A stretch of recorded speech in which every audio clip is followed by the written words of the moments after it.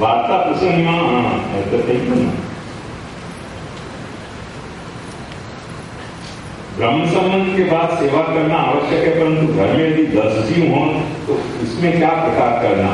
एक एक सेवा एक एक ने आपकी देवी, कोई ने ठाकुर जी की सोनी की सेवा आपकी, कोई ने मछली भरवानी सेवा आपकी, कोई ने झाड़ी भरवानी सेवा आपकी, कोई ने ठाकुर जी जगाड़वानी सेवा आपकी। 10 जना છે તો સૌથી વધારે લગ્ન શું હોઈ શકે? અહીંયા તો લોચા એક ના છે। कुटुंबમાં 4 વ્યક્તિઓ બ્રહ્મસંબંધ લીધી હોય અને બધાએ અલગ અલગ સેવા કરવી જોઈએ, જરાય જરૂરત નથી। જ્યાં સુધી એક તમારામાં મનમાં એક ભાવ દૃઢ હોય, અમે બધા એક કુટુંબના છે, એક ઠાકોરજી પર્યાપ્ત છે। ઓછા ભાવ જય ગોપાલ। વૈષ્ણવત્વની સહજમ જે સહજ રીતે થઈ આવે તે કરવું, ચાહે તે જ્ઞાન હોય કે ભાવ ભાવના શુદ્ધિકરણ કે સેવા પણ સહજ રીતે થવી જોઈએ। જે પ્રમાણે વ્યક્તિની રસ સૂચિ હોય, રસ રુચિ હોય તે પ્રમાણે તેને જોડવા જોઈએ। જેને જ્ઞાનમાં રુચિ હોય તેને અભ્યાસિકી પ્રવૃત્તિઓમાં, અને જેને ભાવ ભાવનામાં રસ હોય તેને તે પ્રમાણમાં માર્ગદર્શન આપી વાળવો જોઈએ। જે 56 ભોગમાં આસક્તિ હોય તેને સાચી સમજ આપી પોતાના શરીર સ્વરૂપના તે મનોરથ કરી શકે, કોઈ પણ મનોરથ કરી શકે, ચિત્ર સંગીત નૃત્ય વગેરે, તો એ વાળવા જોઈએ। તદ્દન સાચી વાત છે તમારી।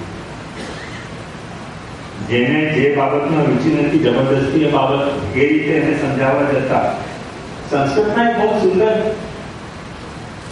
એક સૂક્તિ છે કે ઘોડા ચલાવવા માટે દંડો ના વાપરાય, ચાબુક વાપરાય, અને ભેંસને હાંકવા માટે ચાબુક વાપરો તો ભેંસનું ચામડું એટલું જાડું હશે ને કે ચાબુક વાપરો તને લાગે જ નહીં, એટલે દંડો જ કામ આવે।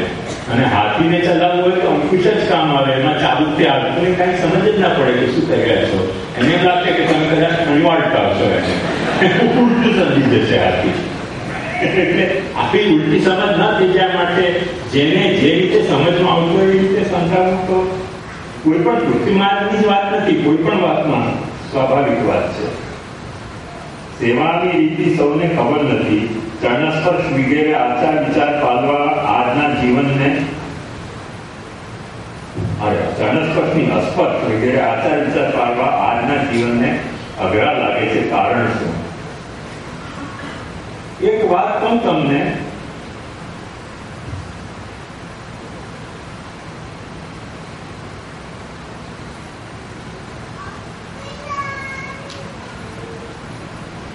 કોઈ પણ આચાર કે કોઈ પણ વિચાર જે આપણા જીવનમાં અમલમાં નથી હોતો ને, કોમન પ્રેક્ટિસમાં, તે જ આપણને અઘરા લાગતા હોય છે। અમલમાં આપણે મૂકતા હોઈએ ને પછી એ કોઈ અઘરું પણ એમનામાં રહી જતું નથી। મોટે ભાગે જે ક્રિશ્ચનોને અતિશય આશ્ચર્ય થાય છે કે 3 દિવસ તમે હિન્દુઓ પરણો કેવી રીતે? એમને ત્યાં 1-1.5 કલાકમાં તો મેરેજ પતી જતા હોય છે, આપણે ત્યાં 3 દિવસ મેરેજ ચાલે તો બહુ અઘરું લાગતું હોય છે। અને તમારે ત્યાં 3 દિવસ પણ કદાચ નહીં ચાલતા, 1 દિવસ ચાલતા હશે, પણ આખો 1 દિવસ તો છે। અમારે ત્યાં તો 5-6 દિવસ લગ્ન ચાલે, એટલે જે વરવધુની તો ધોઈ પીવાઈ જાય। અને જૂના જમાનામાં તો 1 મહિના લગ્ન ચાલતા। તો એ જે વખતે જે વસ્તુ પ્રેક્ટિસમાં હોય છે એમાં અઘરું પણ નથી રહી જતું।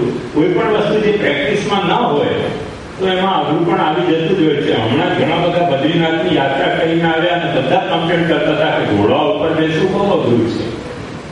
ઘોડા ઉપર બેસવાથી સરળતા બીજી શું હોઈ શકે?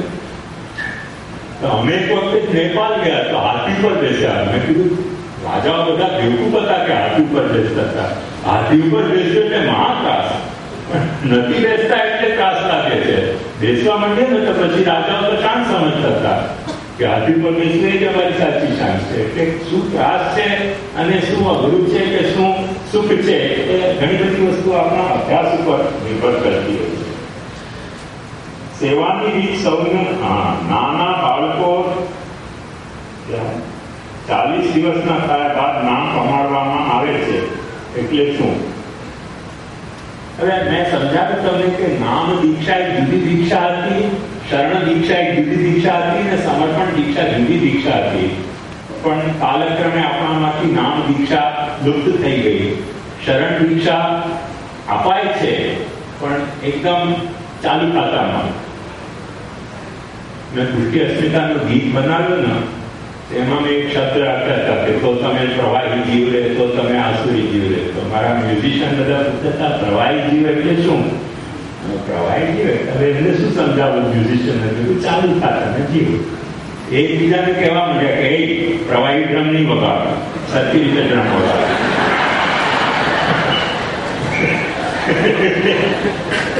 ચાલુ ખાતાની વસ્તુઓ જ એવી હોય છે કે ચાલુ ખાતામાં ઘણું બધું ભૃગુ કચ્છનું ભળું જ થઈ ગયું. અને બિચારા ભૃગુ ઋષિ કેટલા દુઃખી થતા હશે કે ભાઈ કેટલો સારો નામ હતો મારો ભૃગુ, તેના આધારે આ ભૃગુ કચ્છ હવે આ ભળુચમાં ક્યાંય શોધે જડે નહીં. એટલે ચાલુ ખાતામાં આમ થતું હતું. પણ સમર્પણ નામ પહેલાથી અપાય, શરણ જ્યારે યોગ્ય થાય ત્યારે અપાય, શરણનું સમર્પણ જ્યારે સેવા માટેની તૈયારી થાય ત્યારે અપાય. બ્રહ્મસંબંધ દીક્ષા વલ્લભ વંશ દ્વારા લેવી એવો આગ્રહ છે, છતાં કિરીટભાઈજી અહીંયા ક્યાં આવી ગયા? નિવેદન મંત્ર આપે છે. આવી પ્રતિભા પ્રવચન દોષ નિવારણ કેમ નથી આવતું? વલ્લભ વંશ એક પરિપાટી નથી, સંગઠન નથી. નવી દેવદ્રવ્ય ને ગુરુદ્રવ્ય એટલે શું? ઠાકોરજીને ઉદ્દેશીને આપેલું દ્રવ્ય દેવદ્રવ્ય, ગુરુને આપેલું ઉદ્દેશીને ગુરુદ્રવ્ય. યુવા પેઢી કૃત્ય માર્ગી સેવા કરવામાંથી દૂર ભાગે છે, તો લાઈન પર લેવા માટેના ઉપાય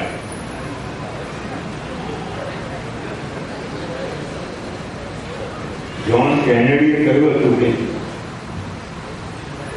જોન્સને કેનેડીએ કહ્યું હતું કે જો આપણે ઝઘડવું હોય તો મિસાઇલ પણ છે ને ટેન્ક પણ છે ને બધું છે ને જો વાટાઘાટ કરવી હોય તો બે ખુરશીની એક ટેબલની જરૂર છે. સેવા કરવી હોય તો ઘરમાં એક ઠાકોરજીને એક સિંહાસનની જરૂર છે, બીજી કશી ચીજની જરૂર નથી.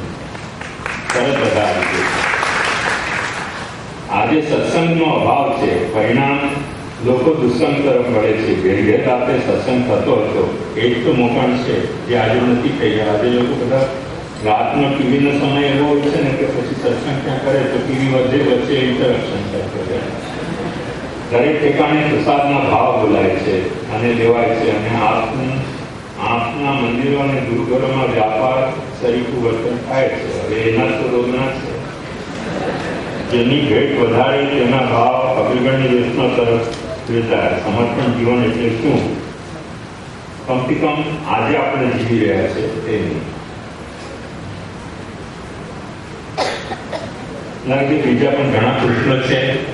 દરેક પ્રશ્ન આપણે આજે લઈ નહીં શકીએ, પણ સંક્ષેપમાં કેટલો સમય